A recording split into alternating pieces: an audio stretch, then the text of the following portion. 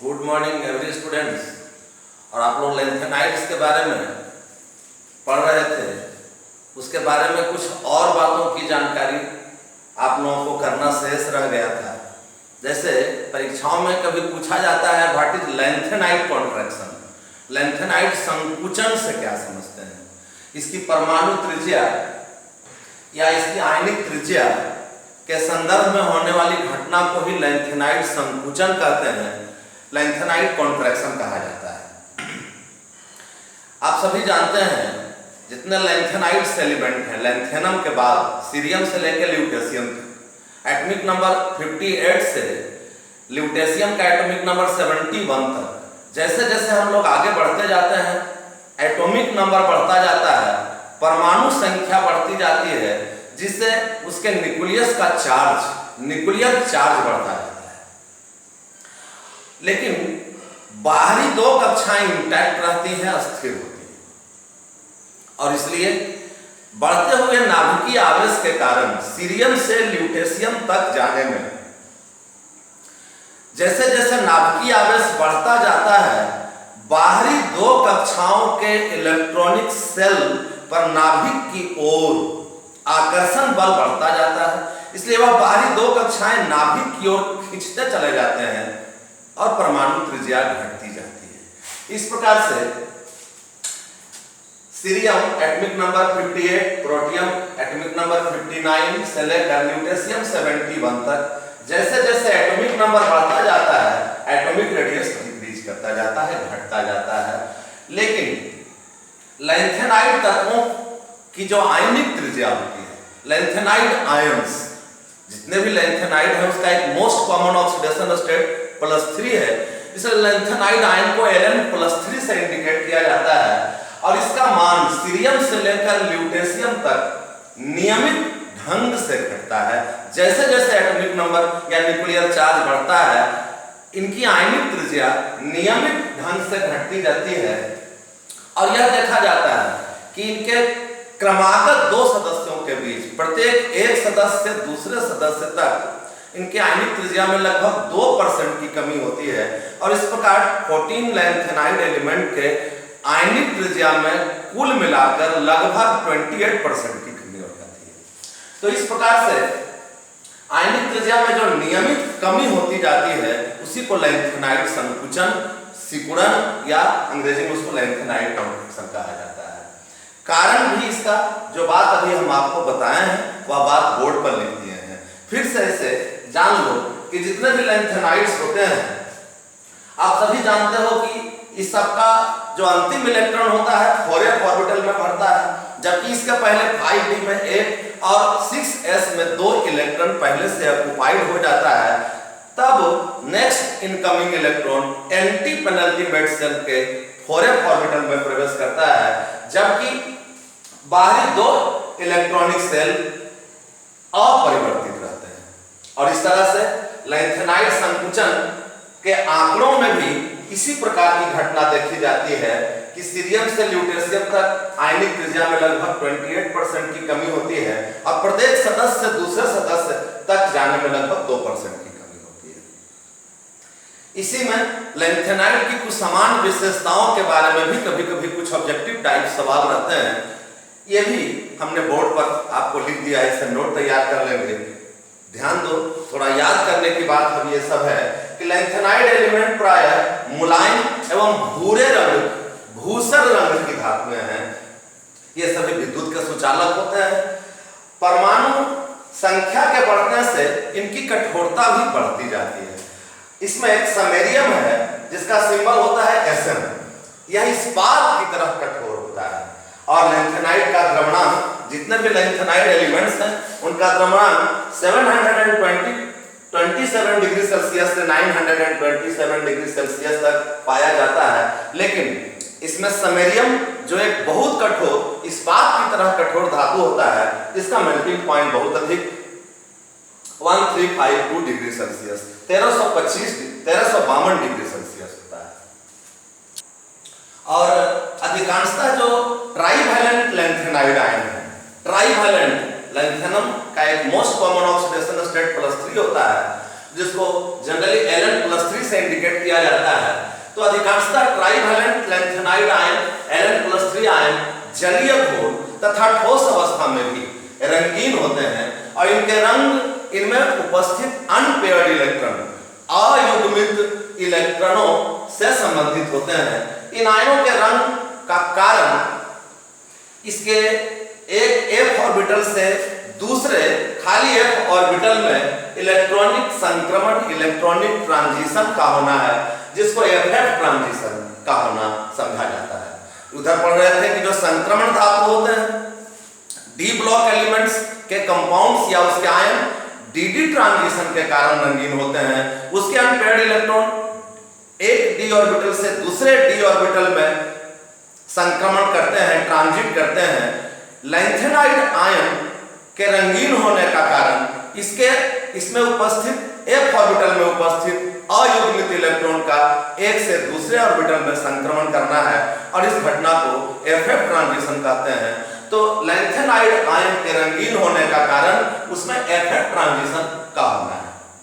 लेकिन La+3 means lanthanum atom has lost their 3 valence electron। 3 electron lose कर जाने के बाद उसमें f ऑर्बिटल 0 हो जाता है। f में एक भी इलेक्ट्रॉन नहीं होता, तो उसमें भी अनपेयर्ड इलेक्ट्रॉन नहीं है। सिमिलरली Lu+3 में 4f14 सिस्टम हो जाता है, उसमें भी कोई एक इलेक्ट्रॉन अनपेयर्ड नहीं है। तो ये सब जो F0 सिस्टम के या F14 सिस्टम वाले इलेक्ट्रॉन होते हैं या जो एलिमेंट होते हैं, इनको छोड़कर अन्य सभी लैंथेनाइड रंगीन होते हैं। FF ट्रांजिशन के लिए भी f ऑर्बिटल में अनपेयर्ड इलेक्ट्रॉन का होना आवश्यक है, लेकिन जिसमें अनपेयर्ड इलेक्ट्रॉन नहीं होता है, जैसे La+3 या Lu+3 में f ऑर्बिटल या तो पूर्णतः खाली है या 14 इलेक्ट्रॉन से कंप्लीटली ऑक्युपाइड है, तो उसमें FF ट्रांजिशन की घटना पॉसिबल नहीं और इसलिए वे रंगहीन होते हैं। लेकिन La+3 और Lu+3 को छोड़कर बाकी सभी लैंथेनाइड आयन रंगीन होते हैं ड्यू टू FF ट्रांजिशन। चुंबकीय गुणों के बारे में भी आप सब जान चुके हैं पहले से, थोड़ी बात इसके बारे में भी जानना चाहिए। Yb+2 और Lu+3 ये F14 सिस्टम है। इसके f ऑर्बिटल में कंप्लीटली ऑक्युपाइड सिस्टम है, f ऑर्बिटल कंप्लीटली फिल्ड है और इसलिए इसमें एक भी अनपेयर्ड इलेक्ट्रॉन नहीं है। लेकिन इन दो आयनों को छोड़कर लैंथेनाइड में बाकी जितने आयन होते हैं उसमें अनपेयर्ड इलेक्ट्रॉन होते हैं, इसलिए वे चुंबकीय क्षेत्र में आकर्षित होते हैं, वे अनुचुंबकीय, वे पैरामैग्नेटिक होते हैं।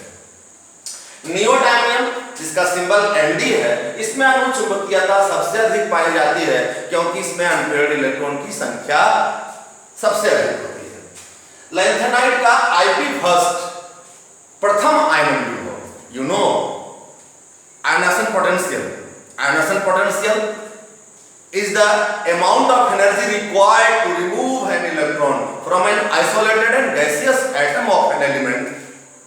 जितने भी लैंथेनाइड एलिमेंट हैं उसके Ip1 का मान, कहने का मतलब पहले इलेक्ट्रॉन को निकालने में जितना अमाउंट ऑफ एनर्जी का रिक्वायरमेंट होता है, that required amount of energy is called Ip1, first ionisation potential. इसके लैंथेनाइड के Ip1 का मान लगभग 600 किलो जूल प्रति मोल और सेकेंड Ip मतलब उससे दूसरा इलेक्ट्रॉन को निकालने में जो अमाउंट ऑफ एनर्जी का रिक्वायरमेंट होता है, that will be called Ip2। इसके Ip2 का मान 1200 किलो जूल पर मोल होता है। बहुत कम मान होने के कारण इसका निम्न लो आयनासन एंथैल्पी, लो आयनासन पोटेंशियल होने के कारण जो लैंथेनाइड्स होते हैं ये हाईली इलेक्ट्रोपॉजिटिव होते हैं, आसानी से इलेक्ट्रॉन को लूज कर देते हैं और इसलिए ये सब उच्च बिंदु धनात्मक होते हैं। सभी लैंथेनाइड्स की रासायनिक क्रियाशीलता भी लगभग समान होती है। इसे हवा या ऑक्सीजन गैस में गर्म करने पर इनके ऑक्साइड बनते हैं। उनके ऑक्साइड का सूत्र क्या होगा? Ln2O3। लैंथेनाइड का वैलेंसी 3 और ऑक्सीजन का ऑक्साइड की वैलेंसी 2। तो इस तरह से जनरल फार्मूला लैंथेनाइड ऑक्साइड का Ln2O3 देते हैं। हियर Ln मींस टू से जितने लैंथेनाइड आयन है लैंथेनम के बाद से ल्यूटेशियम तक है। इसी प्रकार से लेकिन अब एक Ce अपवाद है, क्योंकि उसका मैक्सिमम ऑक्सीडेशन 4+4 भी होता है, तो Ce अपवाद है। Ce CeO3 जैसा ऑक्साइड नहीं, यह CeO2 बनाता है।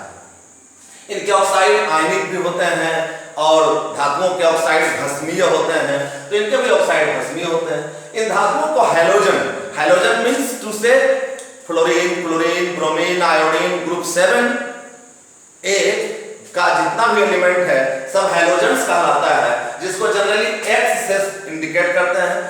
X2 means F2, Cl2, Br2, I2, fluorine, chlorine, bromine, iodine, ये सब हैलोजेंस कहलाते हैं। और इन धातुओं को हैलोजन के साथ गर्म करने पर इनके हैलाइड बनते हैं, जिसका जनरल फार्मूला LnX3 इस प्रकार से कह सकते हैं। लैंथेनम X के जगह पर F रहेगा तो लैंथेनम क्लोराइड, Br होगा तो लैंथेनम ब्रोमाइड, Cl होगा तो लैंथेनम क्लोराइड। ऐसे हैलोजन के साथ गर्म करके इनके हैलाइड बनाए जाते हैं।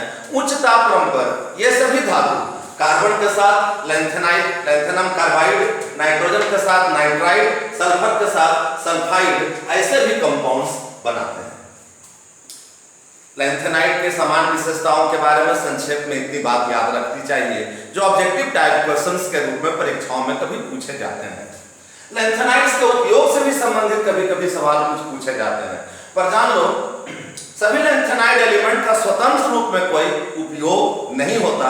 लैंथेनाइड के बहुत सारे धातुओं का मिश्र धातु के रूप में, धातुओं को लैंथेनाइड्स में बहुत सारे धातुओं को एक साथ मिलाकर जो इनके मिश्र धातु बनाए जाते हैं, उसका काफी उपयोग होता है।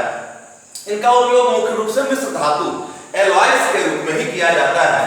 जैसे इसका एक बहुत ही यूजफुल एलॉय है, मिश्र धातु है, जिसको मिस मेटल कहा जाता है। मिस मेटल एक एलॉय है, मिश्र धातु है लैंथेनाइड का, जिसका नाम है मिस मेटल, जिसमें लैंथेनाइड्स 95% लैंथेनाइड्स होते हैं। लैंथेनाइड का कोई भी एलिमेंट 95% होता है। आयरन 5% तक होते हैं और बहुत थोड़ी थोड़ी मात्रा में जैसे सल्फर, कार्बन, कैल्शियम और एल्युमिनियम मिस मेटल में मिले रहते हैं। और इस मिस मेटल के साथ मैग्नीशियम को मिलाकर इसका उपयोग बुलेट्स, कवच, जैकेट और लाइटर फ्लिंट बनाने में किया जाता है। पेट्रोलियम क्रैकिंग में, पेट्रोलियम के भंजन में भी लैंथेनाइड के विशेष ऑक्साइड का उपयोग उत्प्रेरक के रूप में होता है। इसी प्रकार से लैंथेनाइड के विशेष ऑक्साइड का उपयोग फॉस्फोर के रूप में टेलीविजन का स्क्रीन बनाने में भी होता है। ये सारी बातें लैंथेनाइड्स के संदर्भ में है और इतनी बातों को आप लोगों को एकदम नोट्स बना करके निश्चित रूप से 2-4 बार पढ़ के याद रख लेना चाहिए। इसमें थोड़ी बात और अब आ गया है बताने को एक्टिनाइड्स के बारे में। एक्टिनाइड्स भी एक F ब्लॉक एलिमेंट है। ये 7th पीरियड के 3rd ग्रुप का एलिमेंट है जो एक्टिनियम के बाद आता है। एक्टिनियम का एटॉमिक नंबर 89 है। 89 के बाद थोरियम से लेकर, जिसका एटॉमिक नंबर होता है 90, से लेकर लॉरेंशियम जिसका एटॉमिक नंबर 103 है, तो थोरियम से लॉरेंशियम तक के जो एलिमेंट्स हैं पीरियोडिक टेबल में, ये सभी एक्टिनाइड्स कहलाते हैं। ये भी F ब्लॉक एलिमेंट है। इसका लास्ट इलेक्ट्रॉन 5f ऑर्बिटल में प्रवेश करता है, इसलिए इसको 5f सीरीज का तत्व भी कहते हैं। चूंकि ये सभी आवर्त सारणी में एक्टिनियम एटॉमिक नंबर 89 के बाद आते हैं, इसलिए इनको एक्टिनाइड या एक्टिनोड्स भी कहा जाता है। और ये सभी रेडियोएक्टिव होते हैं। You know the fact that जितने एलिमेंट हैं after atomic number 83 atomic number के बाद वाले जितने भी एलिमेंट्स हैं सब रेडियोएक्टिव हैं। तो एक्टिनियम के बाद तो 89 के बाद वाला भी सभी, ये सभी एक्टिनाइड्स रेडियोएक्टिव होते हैं, रेडियो सक्रिय होते हैं। और इसमें भी जो पहला 3 तत्व है, थोरियम जिसका atomic number 90, protactinium atomic number 91, uranium 92 atomic number, तो ये सब पहला जो 3 तत्व है थोरियम, प्रोटैक्टिनियम और यूरेनियम, ये प्रकृति प्रदत्त होते हैं। ये नेचुरली अकरिंग एलिमेंट्स हैं। और पूरे पीरियोडिक टेबल में यदि ऐसा सवाल पूछा जाए कि प्रकृति से प्राप्त होने वाले कुल तत्वों की संख्या कितनी है, इट इज 92। पूरे पीरियोडिक टेबल में जितने एलिमेंट हैं प्रकृति से प्राप्त होने वाले नेचुरली अकरिंग एलिमेंट्स की कुल संख्या 92 है, हाइड्रोजन से यूरेनियम तक। हाइड्रोजन जिसका एटॉमिक नंबर 1, यूरेनियम जिसका एटॉमिक नंबर 92 होता है। तो तो ये एक्टिनाइड्स में ये 3 तत्व हैं मात्र जो प्रकृति प्रदत्त है, थोरियम, प्रोटैक्टिनियम और यूरेनियम, परंतु शेष जो 11 एलिमेंट है, बाकी जो 11 तत्व है नेपच्यूनियम से लॉरेंसियम तक 93 से 103 तक, ये सब कृत्रिम रूप से नाभिकीय प्रतिक्रियाओं द्वारा बनाए गए हैं, मानव निर्मित तत्व हैं, माइंड मेड एलिमेंट्स हैं। ये शेष 11 एलिमेंट्स जो है, चूंकि यूरेनियम के बाद वाले जितने भी तत्व हैं सब मानव निर्मित है, सब कृत्रिम तत्व है, इसलिए यूरेनियम के बाद वाले इन 11 एलिमेंट्स को ट्रांस यूरेनिक एलिमेंट्स भी कहा जाता है। तो इसके बारे में अब है कि एक्टिनाइड्स है, इसका इलेक्ट्रॉनिक कॉन्फ़िगरेशन कैसे लिखेंगे, इसमें मोस्ट कॉमन ऑक्सीडेशन स्टेट या कौन कौन से ऑक्सीडेशन स्टेट्स होते हैं, इसकी कुछ सामान्य विशेषताएं क्या हैं, इसको लेकर फिर हम अगले लेक्चर में आपके सामने उपस्थित होंगे। आज यहीं तक, थैंक यू वेरी मच।